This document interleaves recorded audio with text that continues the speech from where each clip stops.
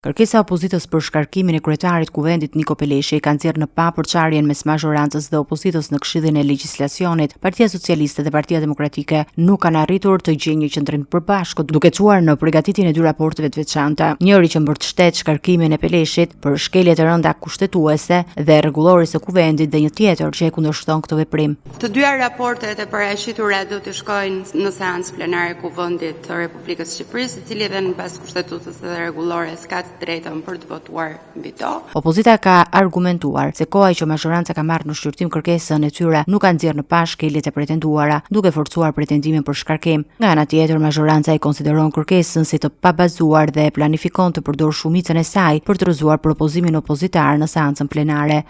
Konfirmon të gjithë pretendimet tona për sa i përket shkeljeve të konsumuara nga kryetari i Kuvendit në seancat e datës 16 edhe 18 shtator, vetëm se theksi në vlerësimin juridik të këtyre shkeljeve që vihet nga zoti Gjiknuri, shkon në linjën që vërtet ka shkelje, por ato janë të një natyre procedurale dhe nuk janë të tilla sa të përbëjnë shkak për shkarkim ose të kenë cënuar rënd mbarvajtjen e seancave.